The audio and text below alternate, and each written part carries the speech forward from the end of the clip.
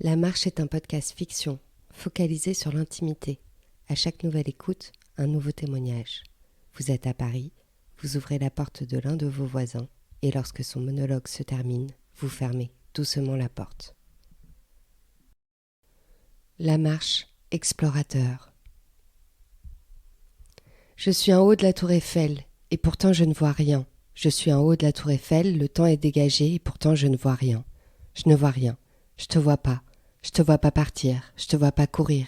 Je ne t'ai même pas vu faire la gueule. Paris s'étend devant moi, à l'infini, mais moi je ne suis rien. Parce que non, moi je ne suis pas de ces explorateurs qui marchent sans jamais revenir sur leurs pas, qui sont seuls et pourtant liés aux quatre coins du monde, alors que ce sont ceux-là que tu es parti rejoindre. Je ne fais pas partie de ceux qui traverseraient un pays, un océan, un continent pour toi, parce que je ne sais pas faire ça. Je suis en haut de la tour Eiffel et j'essaye de me trouver des excuses, parce que ce soir, j'ai tout perdu. Je t'ai perdu toi. Mais moi je tourne en rond. Ça fait longtemps que tu me dis que cette vie-là t'en voulait plus. Et moi j'ai fait le con, j'ai pas voulu te croire, je ne t'ai pas entendu. Alors oui, il y aurait eu 1000 choses à dire, mais aucune qui aurait pu t'arrêter. Il y aurait eu 1000 choses à faire, sans jamais une pour te rattraper. Tu rêvais d'aventure, et moi, comme un con, je suis resté planté là. Tu t'es barré, sans moi, sans un mot. Tu t'es dit que c'était maintenant ou jamais. Et toi, même le mot jamais ça te fait peur. Il te transperce, il t'immobilise. Alors du coup tu te barres, parce que je n'ai pas voulu aller au-delà de moi-même. Je ne l'ai pas fait, même pas pour toi. J'ai suivi ce chemin, droit et ennuyeux, foireux, tout comme moi, prêt à me paumer, sans jamais m'en aller dans les sentiers battus. Je me demande même comment on a pu se rencontrer. Tu es arrivée telle une acrobate, légère, tu t'es pendue à mon cou. Tu as cru en moi. Bon Dieu, ce que tu m'as charmé. Sauf que ta naïveté n'a pas duré. Tu t'es bien rendu compte que tu avais foutu le pied dans un piège à loup. Facilement, tu as senti que je ne serais pas l'explorateur de ta vie. Je ne serais pas celui qui chaque matin te rendrait plus belle. Parce que toi comme moi, on sait que c'est des conneries de dire ça. Que ça n'existera jamais et pour personne. Pourtant, je t'ai tout donné. Mais t'as jamais eu l'air comblé. Tu as toujours fui mon regard qui te mordait au début. Tu disais que ça te gênait et puis un jour tu t'es dit qu'il était trop lourd ce regard. Et moi, comme un con, je continuais à te regarder.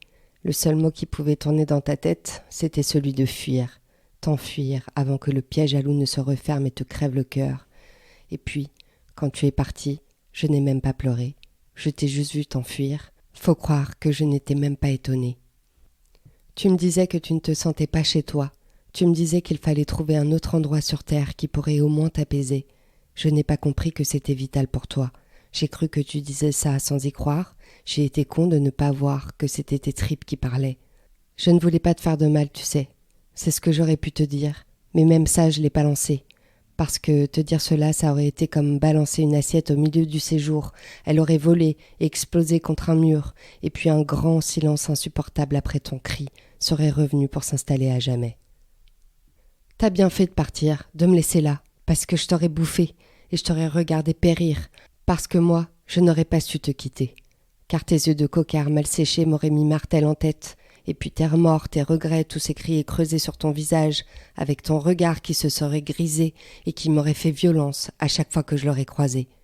Parce que je t'aurais rendu moche, le quotidien, nos vies de merde, nos ennuis de merde, nos vacances de merde, nos crédits de merde, bien sûr j'aurais fini par moi aussi péter les plombs. Parce qu'en m'abandonnant, tu as su sauver ta peau, tu as su sauver cette fantaisie fantasque qui m'avait plu chez toi. Alors j'aurais pu changer, j'aurais pu me laisser piquer par ta frénésie.